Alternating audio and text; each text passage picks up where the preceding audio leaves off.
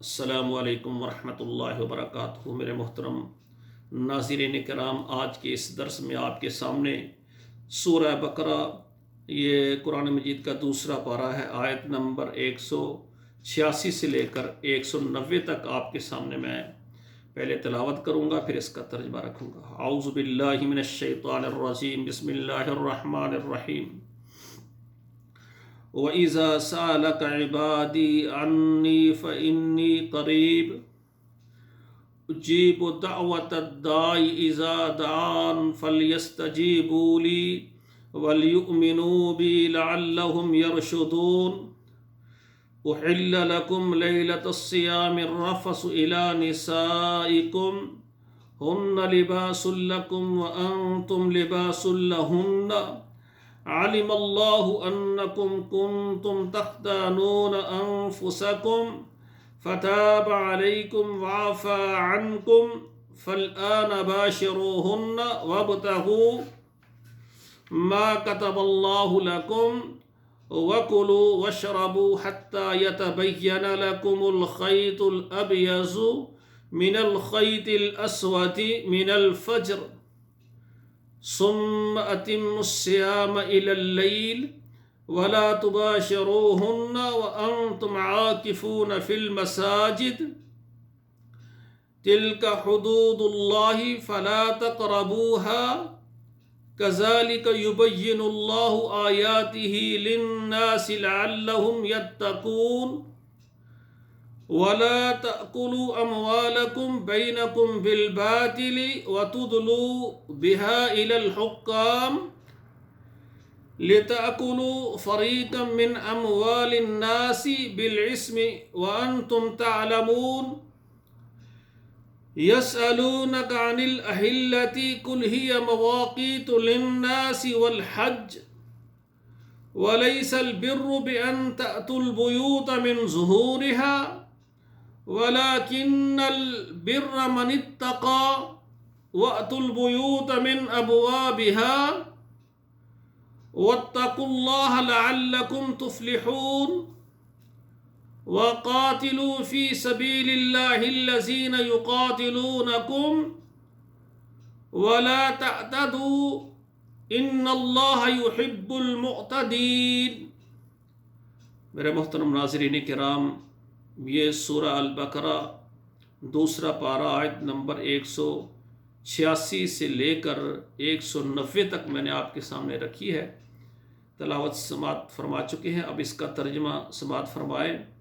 وَإِذَا سَأَلَكَ عِبَادِي، اور جب آپ سے سوال کریں میرے بندے، اللہ تعالیٰ مخاطب ہیں اپنے پیغمبر محمد رسول اللہ صلی اللہ علیہ وآلہ وسلم کو کہ جب میرے بندے میرے متعلق آپ سے سوال کریں عنی فإنی قریب، تو میرے متعلق بتلا دینا میں ان کے بہت زیادہ قریب ہوں۔ اجیب دعوت الداعی اذا دعان، میں پکارنے والی پکار کا جواب دیتا ہوں جب بھی وہ مجھے پکارتا ہے۔ فلیستجیبوا لی، بس مجھے ہی پکارا جائے۔ وَلْيُؤْمِنُوا بِي، اور میرے ساتھ ہی ایمان لایا جائے۔ لَعَلَّهُمْ يَرْشُدُونَ، تاکہ وہ ہدایت پا جائیں۔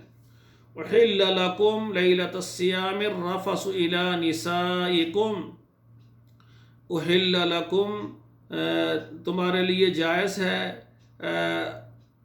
لیلۃ الصیام، روزوں کی راتوں میں، الرفث إِلَى نِسَائِكُمْ، اپنی عورتوں کے ساتھ ہم بستری کرنا، ہن لباس لکم وانتم لباس لہن، وہ تمہارے لیے لباس ہے اور تم ان کے لیے لباس ہو۔ علم اللہ، اللہ تعالیٰ نے جان لیا ہے، انکم کنتم تختانون انفسکم، یہ کہ تم نے اپنے جانوں میں اپنے نفسوں میں خیانت کی ہے۔ فتاب علیکم، بس اللہ نے تمہاری توبہ کو قبول فرمایا۔ وعفا عنکم، اور تم کو معاف فرمایا۔ فالآن باشروہن، پس اب ان سے تم مباشرت کر سکتے ہو۔ وابتغوا ما کتب اللہ لکم، اور تلاش کرو جو اللہ نے تمہارے لیے لکھا ہے۔ کلو، کھاؤ، واشربو، اور پیو، حتی یتبین لکم الخیط الابیض من الخیط الاسود من الفجر، یہاں تک کہ سفید دھاگا سیاہ دھاگے سے واضح ہو جائے۔ یعنی مقصد یہ ہے کہ رات کو ہم کھا سکتے ہیں فجر جب اذان ہوتی ہے اس سے پہلے پہلے، یعنی جب سفید دھاگا جو ہے نا سیاہ دھاگے سے، مطلب کیا ہے کہ صبح صادق شروع ہو جائے اور صبح کاظم ختم ہو جائے، یہاں تک آپ کھا سکتے ہیں۔ ثم اتموا الصیام الی اللیل، پھر روزہ رکھیں رات تک، یعنی جب ہم مغرب کے لیے اذان ہوتی ہے تو اس وقت تک۔ ولا تباشروہن، اور نہ تم سے ان سے مباشرت کرو، وانتم عاکفون فی المساجد، یہاں تک کہ تم مسجدوں میں اعتکاف کرنے والے ہو۔ اب بات یہ ہے کہ یعنی دوران روزہ جب ہم روزہ رکھتے ہیں تو اس میں مباشرت نہیں کر سکتے، لیکن رمضان کی راتوں میں، رات یعنی مغرب کی نماز کے بعد اور فجر کی اذان سے پہلے، یہ دورانیہ اس میں مباشرت کر سکتے ہیں، ہم بستری کر سکتے ہیں اپنی زوجہ سے۔ لیکن جو آدمی اعتکاف بیٹھتا ہے، اور فی المساجد، اعتکاف ہوتا ہے مسجد میں، اور مسجد بھی جو جامع مسجد ہو، جہاں پر جمعہ ہو، جمعے کی نماز ہو، جمعے کا خطبہ ہو، تو وہ جو بندہ اعتکاف بیٹھے گا وہ بھی رمضان کی راتوں کو بھی وہ اپنی بیگم سے ہم بستری نہیں کر سکتا، اس کے لیے یہ خاص مسئلہ ہے۔ وَلَا تُبَاشِرُوهُنَّ وَأَنْتُمْ عَاكِفُونَ فِي الْمَسَاجِدِ، اور نہ تم اپنی بیویوں سے ہم بستری کرو، مباشرت کرو، یہ کہ تم اعتکاف کرنے والے ہو مسجد میں۔ تِلْكَ حُدُودُ اللَّهِ، یہ اللہ کی حدیں ہیں، فَلَا تَقْرَبُوهَا، پہ اس کے قریب نہ جاؤ۔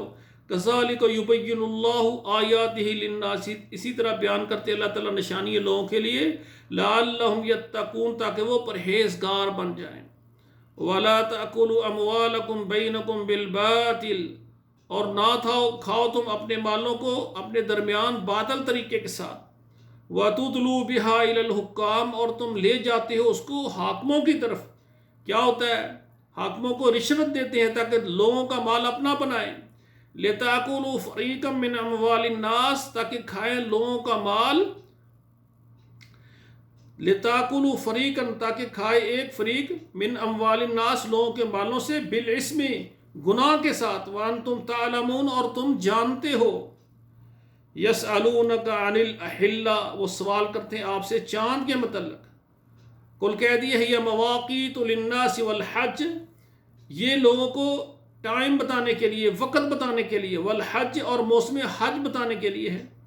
وَلَيْسَ الْبِرُّ بِأَنْ تَأْتُوا الْبُيُوتَ مِنْ ظُهُورِهَا، اور نہیں ہے تمہاری لیے نیکی کہ اپنے گھروں میں تو تم آؤ ان کے پیچھوں سے، پچھلی جانب سے۔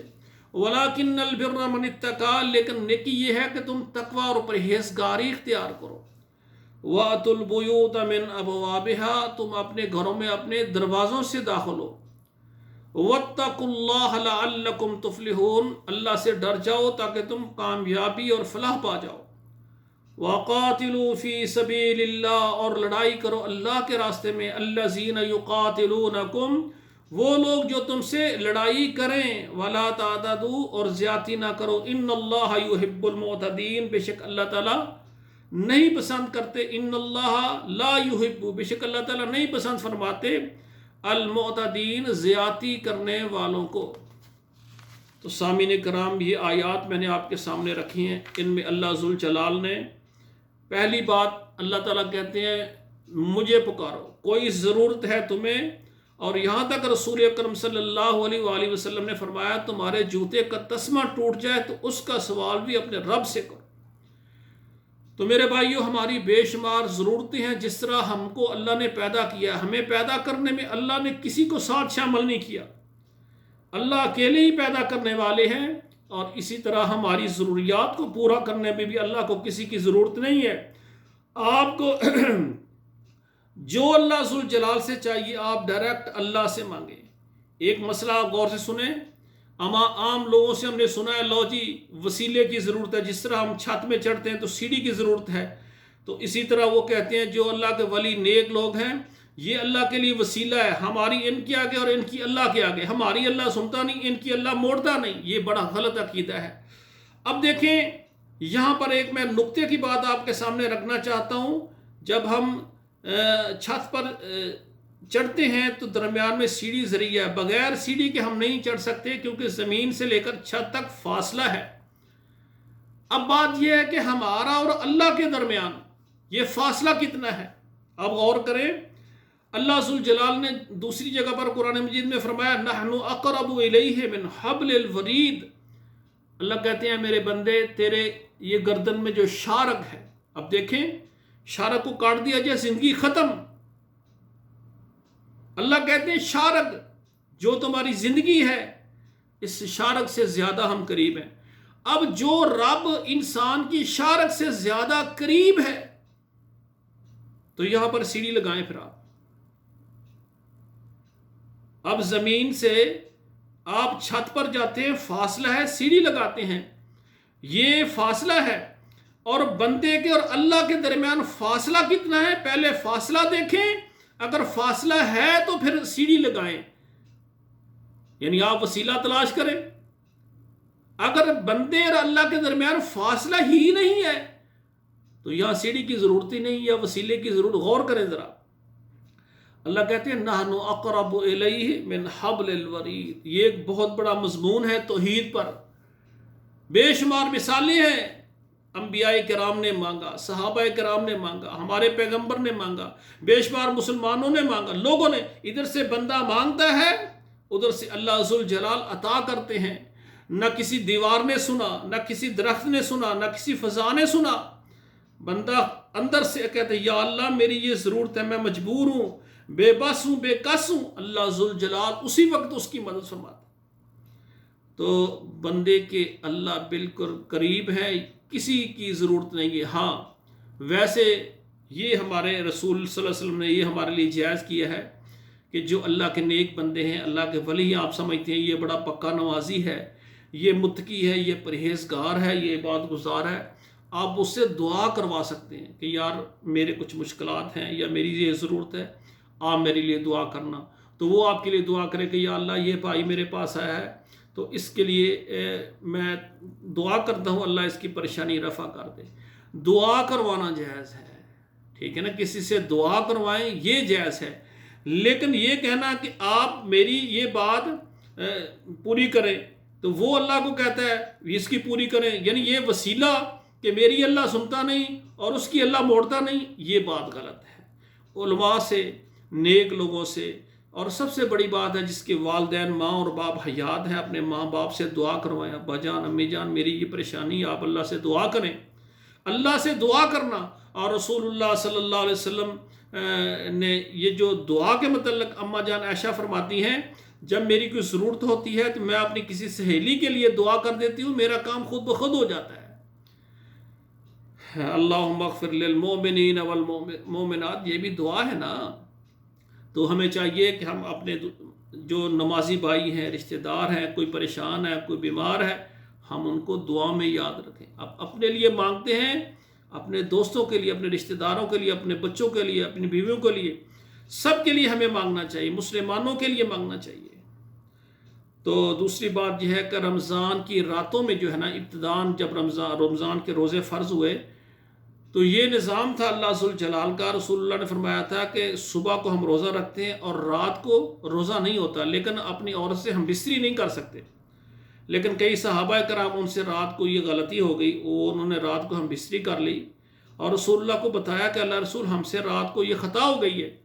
پھر اللہ ذوالجلال نے فرمایا کہ اب بات یہ ہے کہ رمضان کی راتوں میں جو ہے نا اپنی وائف سے، بیگم سے ہم بستری کرنے کو جائز قرار دیا ہے۔ فرمایا اب آپ صبح روزہ ہے، روزے کے درمیان تو حلال چیزیں بھی وہ نہیں، اور روزے کے بعد رات کو جو ہے نا جو ٹائم ہے جس میں آپ کا روزہ نہیں ہے، آپ اپنی عورت سے مباشرت کر سکتے ہیں۔ اور اسی طرح اعتکاف کا مسئلہ ہے، جو بندہ مسجد میں اعتکاف بیٹھتا ہے، اعتکاف کے لیے چاہے مرد بیٹھے یا عورت بیٹھے اس کے لیے مسجد کا ہونا ضروری ہے۔ اعتکاف مسجد میں ہوتا ہے، گھر میں نہیں ہوتا، اعتکاف کے لیے مسجد ضروری ہے۔ تو مسجد میں جب ہم اعتکاف بیٹھیں گے تو ایسا آدمی وہ رات کو اپنی وائف سے ہم بستری کرنے کے لیے آ جائے تو اس کے لیے جائز نہیں، وہ مسجد میں رہے گا، جتنے دن اعتکاف بیٹھنا اتنے دن وہ مباشرت نہیں کر سکتا۔ اور اسی طرح سامعین کرام، اللہ تعالیٰ نے فرمایا یہ چاند کے متعلق، فرمایا چاند یہ ہے، یہ ٹائم وقت بتانے کے لیے، موسم حج بتانے کے لیے اللہ ذوالجلال فرماتے ہیں۔ اور آخر میں اس جو آیت ہے وَقَاتِلُوا فِي سَبِيلِ اللَّهِ الَّذِينَ يُقَاتِلُونَكُمْ یہاں یعنی جہاد کا ذکر ہے، یہ پہلی آیت ہے قرآن مجید کی جو رسول اللہ صلی اللہ علیہ وسلم کو اللہ نے فرمایا کہ جو تم سے لڑیں تم بھی لڑو، اب جہاد کی اجازت ملی۔ یہ پہلی آیت ہے کہ جو تمہارے ساتھ زیادتی کرتے ہیں صرف آپ اتنی اس کے ساتھ اپنی زیادتی کا بدلہ لیں۔ یہ اجازت، یہ حکم فرمایا کہ اب آپ کے سامنے جو آپ کے ساتھ جو لڑتا ہے آپ بھی لڑیں، جتنی زیادتی آپ کے ساتھ کی ہے اتنا بدلہ لیں۔ دیکھیں شریعت میں کہ یہ نہیں ہے کہ اس نے آپ کو مارا ہے آپ اس کو بھی مار دیں، اس کے بچوں کو بھی مار دیں، ٹھیک ہے نا۔ کسی نے آپ کے گھر پر قبضہ کیا ہے تو آپ اپنا گھر چھڑائیں اور اس کے بھی 5,000 پلاٹ وہ بھی چھین لیں، ایسا نہیں۔ شریعت نے یہ کہا ہے صرف بس آپ کے اوپر جتنی وہ زیادتی کرتے ہیں آپ بھی اس کا بدلہ لے لیں۔